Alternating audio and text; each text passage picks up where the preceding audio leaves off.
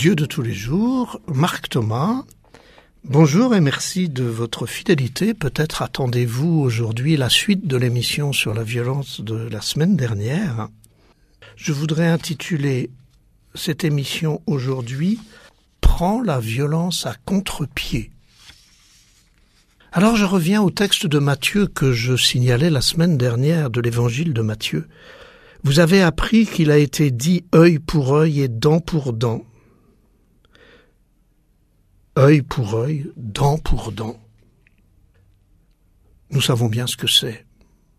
La vengeance, les coups qui répondent aux coups. La volonté de convaincre qui entraîne l'autre à me juger. Œil pour œil, dent pour dent. Face à la violence, c'est souvent notre logiciel spontané. L'agressivité d'une personne déclenche la mienne. La violence subie déclenche le choc en retour. Le jugement reçu déclenche mes propres jugements. L'agressivité, la vengeance, les menaces, les dénonciations, le l'a dit, l'a fait. Et même bien souvent, nous allons dans l'escalade de la violence. Ce n'est plus œil pour œil, dent pour dent, c'est pour un œil les deux yeux, pour une dent la mâchoire. Nous connaissons cette soif de vengeance. Qui d'entre nous n'y a jamais succombé? Qui d'entre nous n'a jamais répété en boucle les accusations et jugements sur l'autre? Qui d'entre nous n'a jamais été acteur ou victime de l'a dit, l'a fait?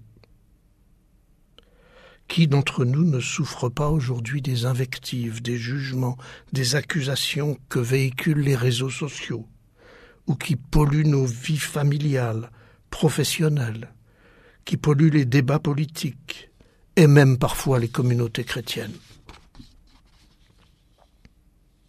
Alors comment en sortir? Et c'est là que Jésus propose des solutions qui nous paraissent parfois choquantes. Première solution, et je vais me concentrer sur cette solution-là dans cette émission.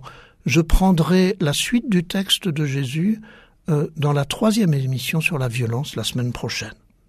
Aujourd'hui, j'écoute Jésus nous dire « Eh bien moi je vous dis de ne pas riposter aux méchants, mais si quelqu'un te gifle sur la joue droite, tends-lui encore l'autre. » Alors serait-ce une invitation à aller chercher les coups?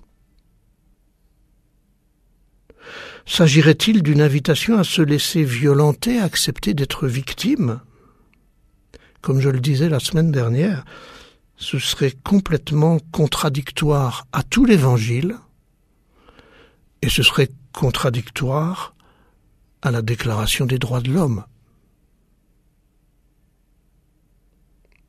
Si on te frappe sur une joue, tends l'autre.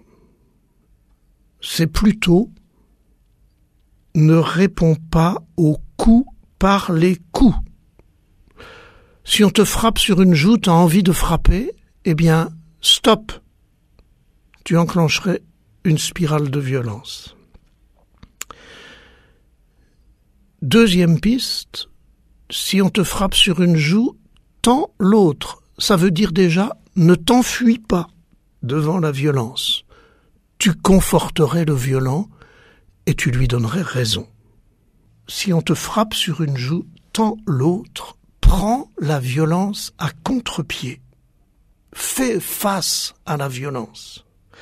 Quand tu as quitté la spirale de la violence et la peur qui te fait fuir, présente-toi debout face au violent. Tends l'autre, soutenu par ta seule force intérieure. Des exemples? Vous rappelez-vous ce Chinois devant les chars de la place Tiananmen? Vous rappelez-vous François d'Assise allant voir le sultan musulman au moment où l'église de François menait les croisades contre ces musulmans? Vous rappelez-vous ce même François d'Assise venant de chez le sultan allant voir le pape. Prends la violence à contre-pied. Seule ta force intérieure, ferme et non violente, peut désarmer la violence. La provocation de la non-violence, comme Gandhi. Gandhi qui rassemble, qui soulève, qui demande aux petits et aux pauvres de le suivre, eux qui pensent qu'ils n'ont jamais la parole, puis qui se sentent solidaires pour aller ensemble réclamer justice aux autorités indiennes sans autres armes que leurs convictions. Si on te frappe sur une joue, tends l'autre. Il me semble que la manière d'entendre cette phrase, c'est de dire que la provocation de la non-violence va désarmer le violent. Il est bien rare que quelqu'un ose te frapper à nouveau si tu te tiens ferme devant lui, sans agressivité, en lui demandant « Mais qu'est-ce qui t'arrive? Qu'est-ce qui se passe ?» Vous devez vous dire que je parle depuis mon bureau et que je rêve. Alors je ne parle pas depuis mon bureau, je parle depuis les studios de Radio Arc-en-Ciel, mais je parle aussi depuis tous ceux et celles qui viennent me rencontrer dans mon bureau pour m'exprimer la violence qu'ils subissent ou la violence qu'ils agissent et qui viennent me demander comment en sortir. Et c'est parce que je les écoute et que, quand ils le souhaitent, je les accompagne, que je parle aujourd'hui, non pas d'une théorie, mais d'une pratique qui peut révéler des possibilités de sortir de la violence. Il ne s'agit pas d'aller affronter le violent une fleur à la main. Un boxeur ne va jamais au combat sans s'être protégé. Un pompier se protège pour aller au feu. Donc, si tu veux tenir ferme face à la violence, apprends d'abord à te protéger là où d'habitude tu subis. Apprends d'abord à canaliser tes émotions là où d'habitude elles te font exploser ou imploser. Apprends d'abord la confiance en toi là où d'habitude tu perds tes moyens. Apprends d'abord à laisser à l'autre sa violence là où d'habitude tu la prends sur toi, là où d'habitude tu cherches à te justifier. Apprends d'abord que tes blessures viennent d'un manque de protection de ta part, là où d'habitude tu crois que c'est l'autre qui t'a blessé. Apprends d'abord à ne pas prendre pour toi les jugements qui d'habitude te font si mal. Vous me direz, c'est facile à dire tout ça, mais c'est un travail colossal qui n'est pas accessible pour moi. Eh bien non. Ce travail qui vous apparaît colossal est accessible à chacun. Il suffit de commencer par un bout, n'importe lequel, par l'aspect que tu penses être le plus simple pour toi, et tu verras que tous les autres s'enchaînent tout seuls. Il suffit peut-être que tu oses parler à quelqu'un qui ne va pas te conseiller, qui ne va pas te dire ce que tu dois faire, qui ne va pas te dire c'est bien, c'est mal, mais qui va te dire comment toi tu peux faire pour que quelque chose change. Alors tu quitteras le statut de victime. Tu ne récrimineras plus en boucle sur ce que l'autre t'a fait. Au lieu de répéter partout,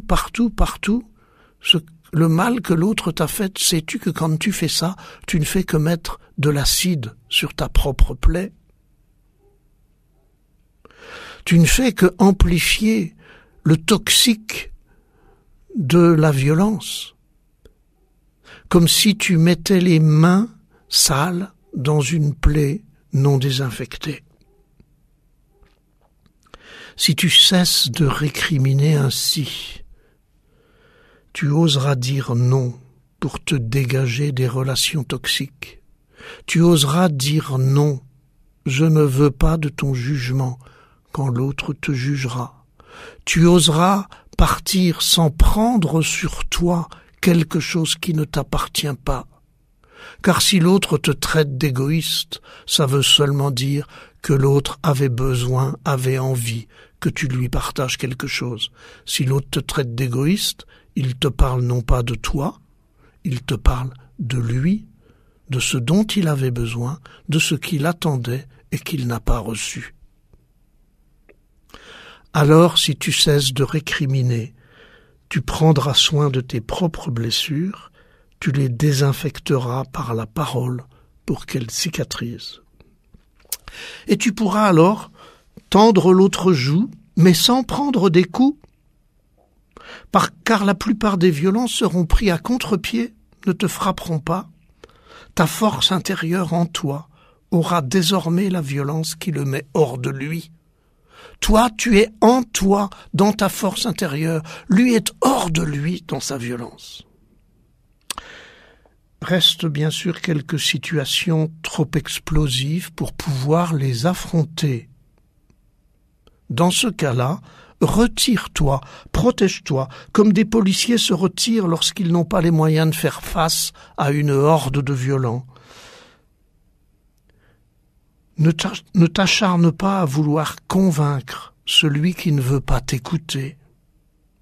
Trouve la bonne distance protectrice, porte plainte si nécessaire, non comme une fuite, mais comme un refus de la violence qui détruit. Quand un boxeur voit arriver un direct en pleine face, il fait un pas de côté pour éviter et se protéger, et le violent pris à contre-pied se retrouve dans les cordes. Ta force intérieure est une force fragile comme l'amour, mais c'est la seule qui puisse désarmer le violent.